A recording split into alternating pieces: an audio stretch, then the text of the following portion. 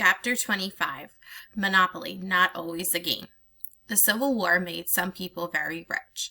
Military supplies, guns, food, clothing, railroads were needed and quickly. Suddenly, there were new needs, new industries, and new fortunes. After the war, American inventiveness led to more new ideas and industries that continued to create riches. Some of those industries grew very big. They became monopolies. That means the whole industry was owned by one company. Some businessmen, like Morgan and Rockefeller, formed business arrangements called trusts. The trusts were a form of monopoly. The public suffered.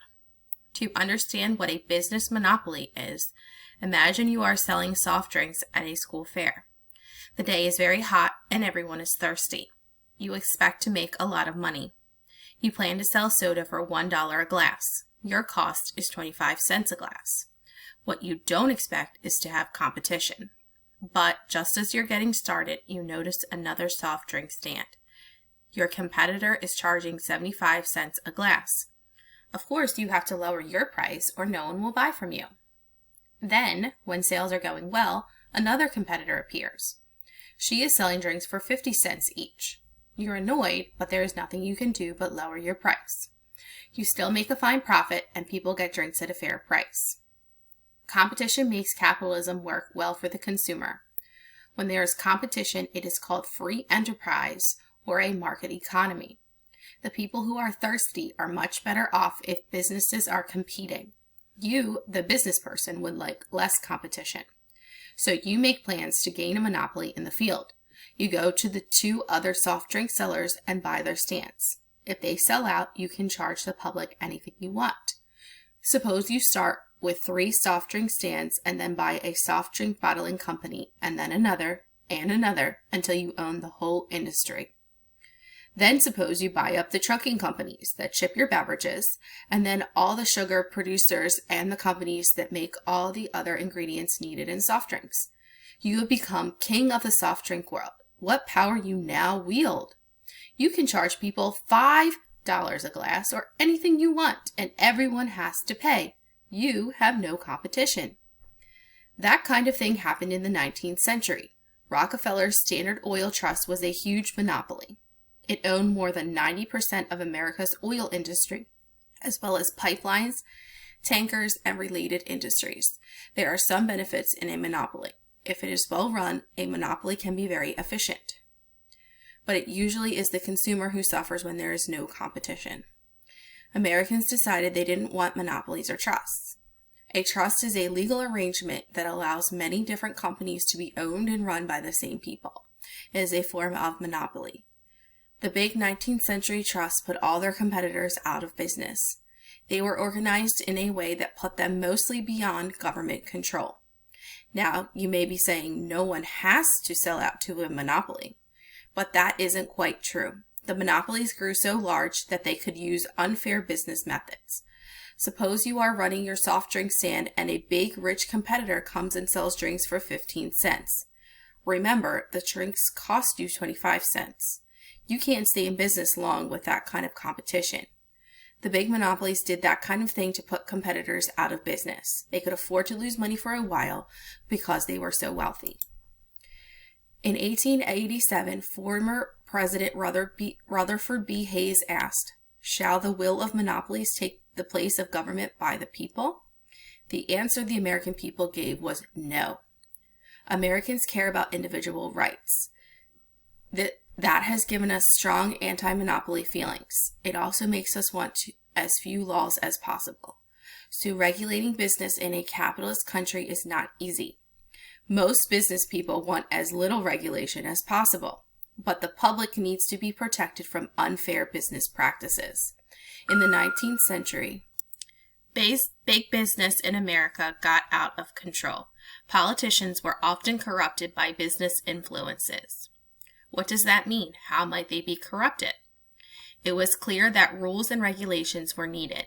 The American people demanded reforms. In 1890, Congress passed the Sherman Antitrust Act. Senator John Sherman, who sponsored the law, was a brother of General William Tecumseh Sherman. The Sherman Antitrust Act was intended to make business responsible to the public. It said that trusts and monopolies that restrained free competition were illegal. At first, no one, not the president, Congress, or the courts, would enforce the law.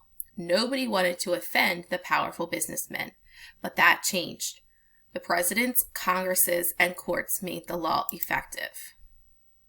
Economics. Why is it that everyone's eyes begin to close when you say economics and open wide when you say money? I haven't figured that out, but stay awake. Here are some economic terms that will help you understand how nations earn money. Economists say that there are three basic ways that a nation can organize its system of doing business.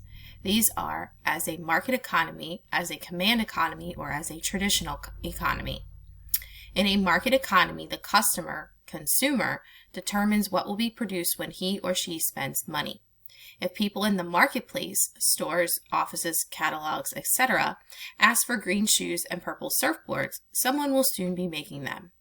The United States is said to have a market economy. A command economy is organized by the government.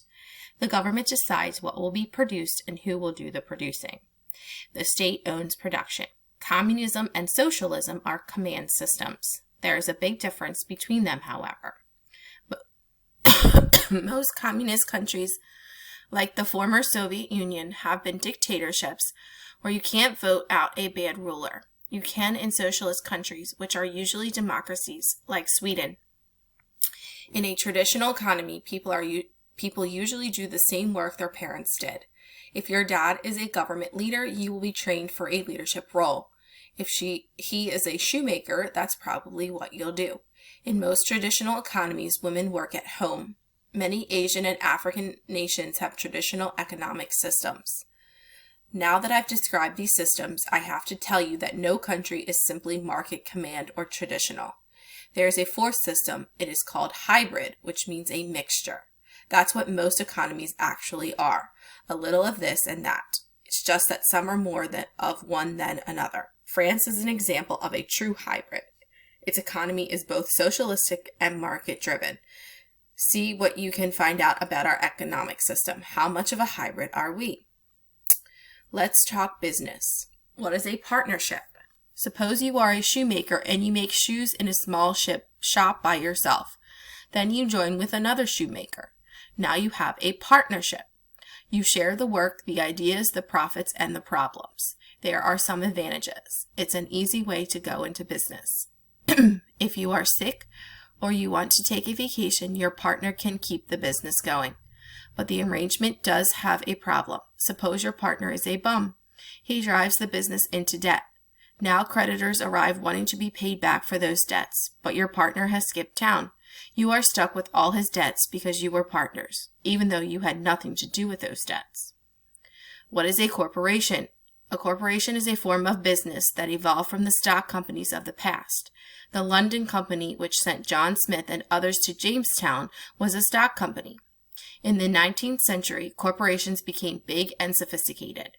You are a shoemaker and you want to open a factory with the latest machinery to make thousands of pairs of shoes each week. But renting factory space, buying machinery, and paying salaries will cost a lot of money. So you just decide to form a corporation. Now you can sell to stockholders. Each stockholder then owns a share in your shoe factory. But the modern corporation gives them a big advantage over a regular partnership or an old-fashioned stock company.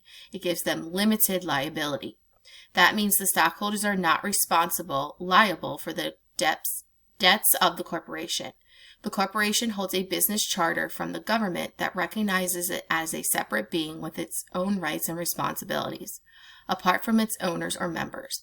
Legally, the corporation is almost like a person itself. What is a tariff?